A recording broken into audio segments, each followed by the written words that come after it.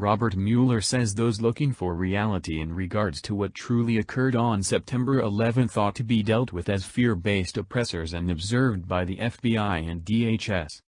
In 2012, when Mueller was chief of the FBI, he requested the authority to convey flyers training law implementation officers to treat individuals who alluded to themselves as 9/11 truthers as conceivable terrorists. 12160.info reports, "That's correct. Our administration is showing state and neighborhood law authorization across the country that 9/11 truthers ought to be promptly taken a gander at as conceivable psychological oppressors." In a FBI, Bureau of Justice record on spotting potential sleeper cells inside the United States, it particularly expresses that somebody might be a psychological oppressor sleeper operator in the event that they trust that the CIA played a part in 9/11. A reality that has been intensely archived by a huge number of specialists. Maverick components does not mean the whole CIA. Toward the end of last week, Intel Hub contributing essayist Madison Ruppert composed a broad article that featured the points of interest of all the 25 flyers that were conveyed. The Federal Bureau of Investigation, FBI, has routinely discharged their networks against terrorism warnings as flyers which urge general society to report suspicious movement, something which the DHS has intensely advanced under their See Something, Say Something resident spying program. Through discharging these flyers, the FBI has adequately made most exercises conceivable pointers of psychological oppression. A considerable lot of these are so harmless it is relatively ridiculous to consider them insights of psychological militant action. These are expected to make the general population of the United States live in a consistent condition of dread, continually vigilant for non-existent fear-mongers sneaking behind each corner. This additionally makes a culture of native spying in which neighbors are announcing each other for what might somehow never be viewed as significant exercises. Therefore, it makes it significantly less demanding for the legislature to find assumed nonconformists, since pretty much all that they do is probably going to be viewed as suspicious while applying the majority of the ludicrous rules advanced by the FBI.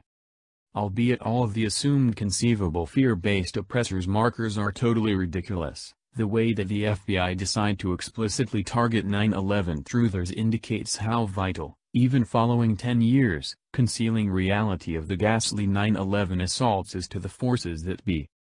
In August 2011, a video report from media outlet Russia Today featured a bill presented in Congress that would permit uncertain detainment of any American that the legislature proclaims a fear-based oppressor or psychological militant sympathizer, which we currently have with NDA.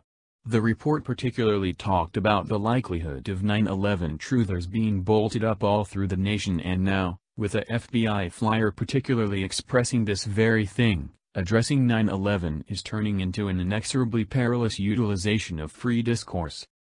In the interim, the way that the United States and Israel straightforwardly support and reserve an al-Qaeda-associated psychological militant gathering in Iran, MEK, is in people in general space, yet ordinary Americans are being marked fearmongers by the very authorities who either in a roundabout way or specifically bolster psychological militants themselves. An article composed by Tony Cardellucci on his Land Destroyer blog and syndicated on the Intel Hub illustrated the reported realities that demonstrate that abnormal states, U.S. legislators and the Israeli government transparently underwrite and bolster the fear-based oppressor Amasmek, recorded by the State Department as a fear-based oppressor association. It was additionally uncovered in Seymour Hersh's 2008 New Yorker article Setting Up the Battlefield, that not just had MEK been considered for their part as a conceivable intermediary, however that the U.S. had just started furnishing and financing them to take up arms inside Iran. The MEK has been on the State Department's fear-based oppressor list for over 10 years, yet as of late the gathering has gotten arms and knowledge, specifically or in a roundabout way, from the United States. A portion of the recently approved clandestine assets, the Pentagon expert let me know, may well wind up in MEK coffers. The new team will work with the MEK the administration is edgy for comes about. He included, the MEK has no CPA inspecting the books, and its pioneers are thought to have been filling their pockets for quite a long time. On the off chance that individuals just realized what the MEK is getting, and what amount is heading off to its financial balances, but it is relatively pointless for the reasons the administration expects. Seymour Hersh in a NPR Meet likewise asserts that select MEK individuals have effectively gotten preparing in the U.S. It was likewise uncovered that U.S. powers in Iraq had furnished MEK's principal camp with security, and with the ongoing withdrawal of U.S. troops from Iraq, the U.S. State Department and even the UN have been scrambling to locate another place of refuge for the U.S. recorded fear-based oppressor association. Significantly more incredible is the way that a large number of the chief fearmongers and defenders of the war on terror are occupied with urgent campaigning endeavors to get MEK delisted by the U.S. State Department. In October of 2011, a full-page promotion was taken out in the Washington Post for MEK's sake.